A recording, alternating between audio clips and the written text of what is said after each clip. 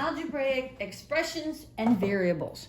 Variables are just letters that represent a missing number. So we use all of the letters of the alphabet. A lot of times we use the letter X. And so this is why we don't want to use the X as the multiplication symbol anymore.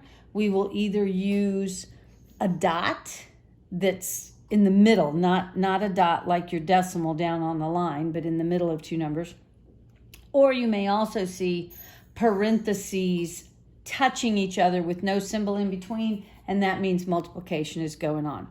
Okay, algebraic expressions has numbers and variables sometimes connected by an operation sign, meaning an addition, a subtraction, multiplication, or division, but will have no equal sign involved. That will be what we deal with in the next video. If you evaluate an algebraic expression, you substitute a number for the variable or for the letter and you solve it. So for instance, they will say to you, they might give you this, b plus 7, and they won't necessarily even have this equal sign. They'll say b plus 7, and they'll say, if b equals 5, then what is the answer to this? So all you do is you find where the letter B is, you substitute the the number that they've given you. So I'm putting 5 in place. I am continuing with the operation that I have going on. So 5 plus 7, I then just do the math and I get 12. So all you do is you plug in the numbers for the variables, but then you must remember to follow the rules that you know for order of operation, as well as for fractions, decimals, percents, negative numbers, etc. This is why learning these basics is so important, because now we're going to use these basics all the time and we're not going to have time to go over all of the rules. So you must be able to translate words to symbols, and some of the biggest, most important words for you to commit to memory are sum, S-U-M, means to add. Difference means to subtract.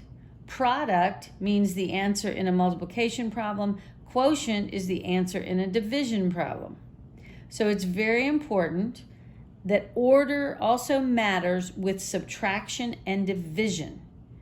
It doesn't matter with multiplication and addition because those are both commutative. We'll talk about those terms later on. But the division and subtraction are not commutative, so you must pay attention to the order. So here's an example. The quotient, so right there, this is telling you this is going to deal with division, the quotient of 6 and x. So it becomes 6 divided by x. So that would then generate the quotient or the answer. But notice they gave us 6 first and then the x. So that is how you write this. They also give an example of, here's some words that are particularly difficult to translate. 5 less than a number. Well, everybody would probably tell me that subtraction is going on here, but we need to think about this because order does matter so much to us, and we can't just go with what we're seeing. We really have to process the words. So when it says a number, that's equivalent to some letter. So I'm putting an X. So if I were to put an X right here, in fact, I'll go ahead and do that. So some number, there's the letter X up there. So you would maybe be thinking 5 less than a number, maybe put 5 minus X, but not so fast. 5 less means it means to take 5 away from something.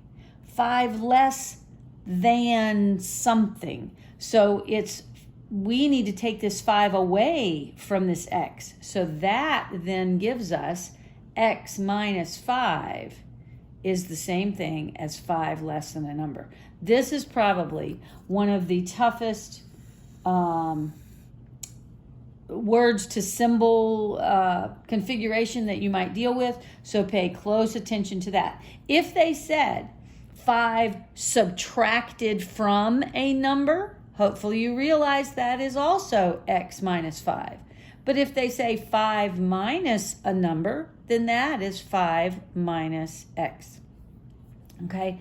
The quotient of 10 and a number, so a number becomes the variable, whatever letter you want to choose. The quotient, meaning the answer in a division problem, of 10 and a number can be written in 3 different ways. It could be 10 with the division symbol and then x. It could be written 10 with that division bracket over the 10 and the x on the outside, like you would be doing long division. It can also be written as a fraction with 10, the fraction bar, and then the letter x in the denominator.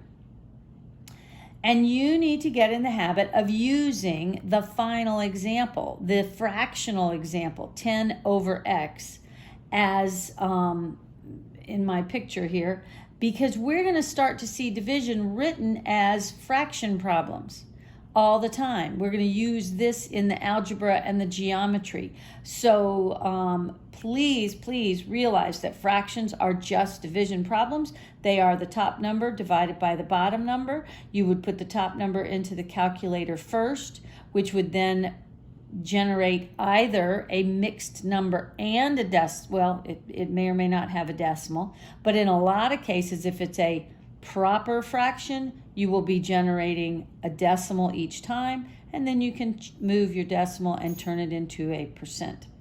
So keep that in mind. Fractions are so important. So really remember your rules about you can't add them until the denominators are the same. Same thing for subtraction. If you are multiplying or dividing, you don't need the same denominator, but you must turn mixed numbers into improper fractions before you can move ahead with the division or the multiplication.